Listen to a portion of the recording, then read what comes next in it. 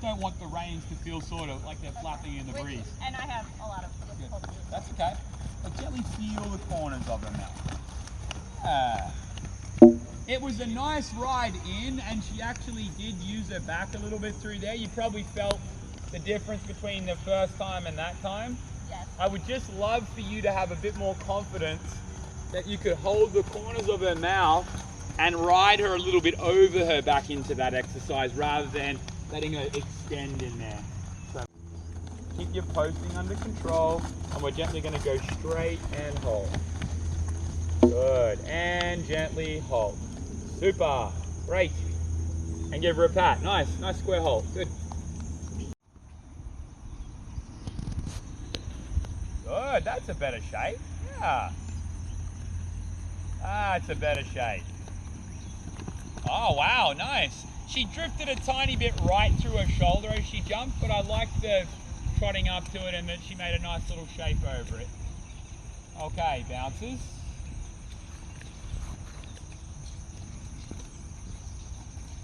Good. Straighten the balance. Great start. Excellent. I'd stay in canter there, Michelle. That all looks pretty nice. Good. I think that rhythm there is quite nice. Well done. There we go. Now just take your time in this corner, get your line sorted. Nice. That's more the turn you need on the first try. That's all right. Looking right, Michelle. Good.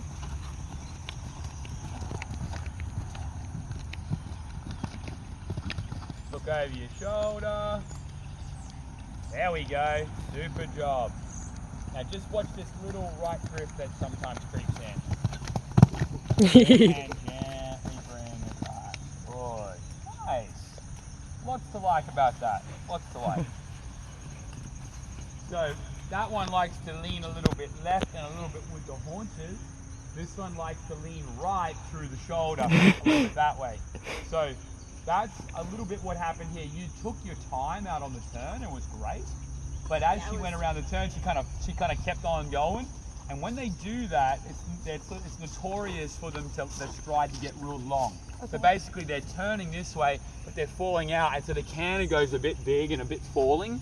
And that it's more often than not, you're going to get to that jump a bit flat and a bit open, which is your distance there didn't come up. Whereas I think if you just closed that right shoulder a bit in, she would have been cantering a little bit more underneath here, and you're more likely to get a distance there that you like. Now, with that being said, you landed in right canter, you made a nice turn, you got a lovely ride to the X, and I thought you made a super turn left. Then when she went into the bounces, same sort of thing happened. She sort of escapes a little bit down and to the right, and then what happens is basically... It was jarring.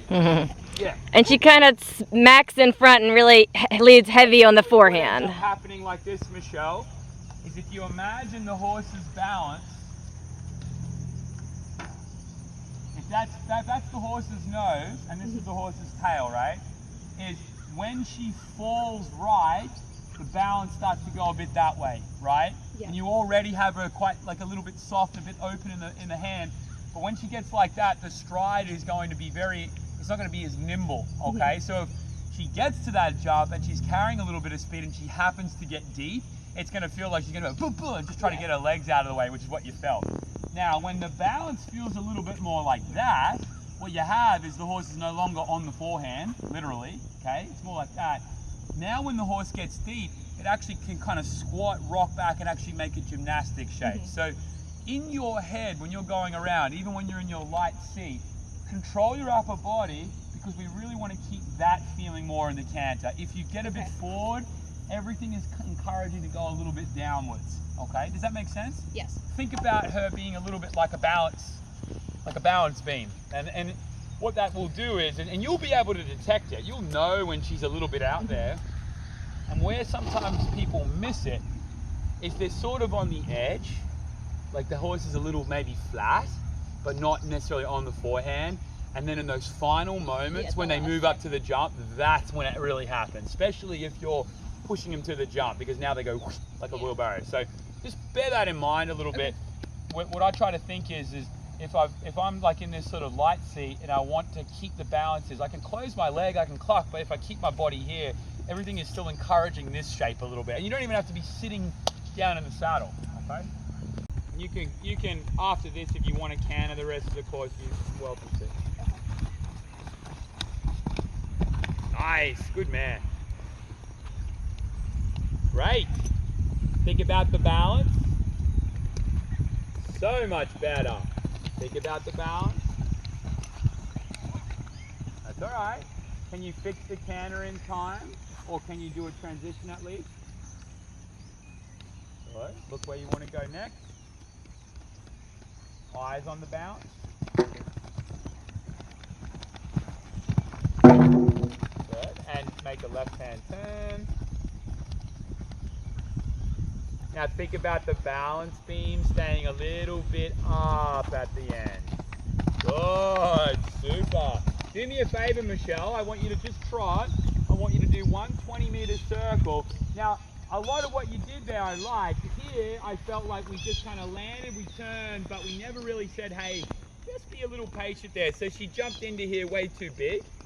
Show me if you can. Get a nice ride there, make the turn, but also help her stay a little bit up, and then she won't launch it this so bad. Okay?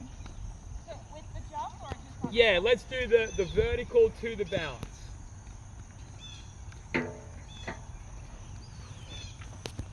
Good. You're going to land, and then you're just going to gently rebalance. Good. Gently rebalance. Yeah, teach her that. She's going to be like a little bunny rabbit, yeah? Good. I know she was on the wrong lead, which didn't make that so easy to make the turn, but like she's got to land and do that a little more without going underpowered, but I think that's going to help with the feeling like she kind of jumps at the jump sometimes. Yeah, no, I didn't rebalance. Yeah. Now look, I love her attitude. Her attitude is, let's go. Hey, let's go. Let's jump. Let's do it. And we're just, basically what we're doing is we're assisting her to be set up to make the best jump she can. That's really what we're doing. We know that she sees the jump and she says, let's jump that. That's a great attitude that she has, which is awesome.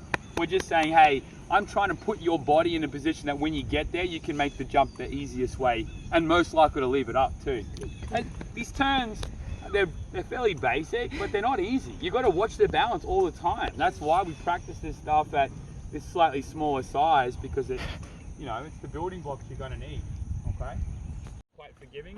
However, you've got to get to a certain place at a certain time, and with these turns, I always make you do a lot of rollbacks and stuff like that, because I feel like if you can do those well, the little bending lines are walk in the park. Easy, I think so. And if you're paying that good attention to your bounce, definitely straighter for me, Michelle. I thought that was straighter. Good. Now watch your balance as you come out of the turn. Wow. Good girl. Watch the balance. Say to yourself, I'm not going to go downhill. Good girl. Good. I'm not going to go downhill here. I'm going to keep that. Ah, super. Stay. Totally different. Yes. Well done. Don't worry about the pole. Now look left. It's a tough turn. And now balance. Oh. Better, Michelle. I love the way you're thinking now. I love the way you're thinking. Excellent. Give her a pat there. So we got that on video, which is nice, and you get to watch that later and literally see when you go, hang on a second, and you ride like this, and all of a sudden the whole shape of the horse goes like that. And notice too, no crazy long open distances anywhere. Yes, okay, she had the pole. Honestly, I thought you got a bit hard done by there. I think you gave her a great ride. She was just literally a little bit careless. Yeah. But the balance, so much better. So much better there. Yeah. And then all of a sudden it's like, oh, that got a little easier. Yeah. Yeah. Considering he was spooking at the freaking first lot of crop pole, it's actually been good. One. Oh, that's all right. It's okay. That actually still would have been 6. Good. Can we fix the canter? Good. Not too long. Control the balance. Squeeze your legs. 1, 2, 3, 4, 5, 6. Good. Good girl. Really good. Get that stride a little bigger, buddy. Good. And down the gears to trot. Good. Excellent. I want you to do the outside line one more time, but I want you to pick up the canter somewhere here, just so we really own it. So right canter. Yep, wherever you like. And I just want to make sure we can go through that corner, Michelle, and do the same 6, but going from canter. Okay. Right? It's just going to really make you own the balance you have in that corner, that top corner. So if she comes around there too big and fast, the 6 is going to feel tough, right? Good. So think about that balance. Yeah. And one more time, say hey. Great riding. Now wall, check in. Good. That's just what she's got to learn. You know, you saw her, she balanced her and the canter was good, and then the mare wanted to cut in a little bit on there, and then she balanced her again. She was still going a tiny bit down, which is why she has the pole. And it's a right-hand turn is always going to be the harder one because she wants to go that way, right? Yeah. Which is. I find myself like I'm at the jump and my hand is over here. I'm like I haven't even offered anything. Right, right. And the other thing I was going to mention to you as well, I sort of talked to Caitlin about it, about standing a little bit across. If you feel like she's diving a bit down on that way, counteract a little bit with your body weight. So imagine you got someone up on your shoulders, okay, and they leant forward. Like it changes your balance, right? Now it's not to the same extent, you know, like it's a much bigger horse and we're much smaller. But the difference between you being a bit this way or stepping a bit that way while the horse is turning, it's enough to say, is this rein going to stay feeling rigid, or could I put a little bit of weight to the outside rein like what you were talking about? Okay. Make sure where your body's position is assisting with the balance you're going for, not hindering it. And sometimes when we're riding, it can do that without us even really realizing. Because you know, when a horse leans in, a lot of time your first reaction is oh shit, and you'll walk against it. And when you do that, you tend to go a little bit towards the resistance as opposed to counteracting it. Just something to be aware of. Same in your flat work. Good, I think that'll do them, girls.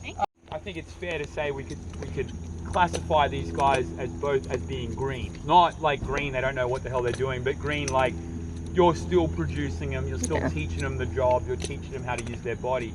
And my advice to you is, and what I've learned with a lot of young horses is just these little details that you're trying to pick up on all the time. You're not trying to be like a nitpicker, like you go crazy about the tiniest thing, but you're noticing where does the horse's balance want to go? Where do they go from one rein to another? When I make a left turn versus a right turn?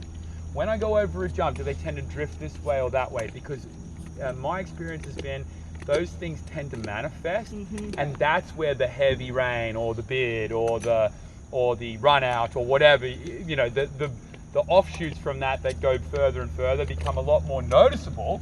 You know, my horse won't jump a right-handed corner, probably way back in the very beginning started with a little bit of a balance that wants to go that way, right? So it tends to be, if you can kind of be always just, it's like yoga, you know, they put you in the position and you know, they say, hey, hold like this, and you go, and you go, no, hold it. Like that's kind of what you're doing. You're putting them back and saying, no, this is the position. And then over time, they get stronger, and then it gets easier. And then they do it a little bit more on their own. And then there's something else to fix. Yeah, right? it's always something. Yeah, there's always something. There's never going to be nothing. Good girl.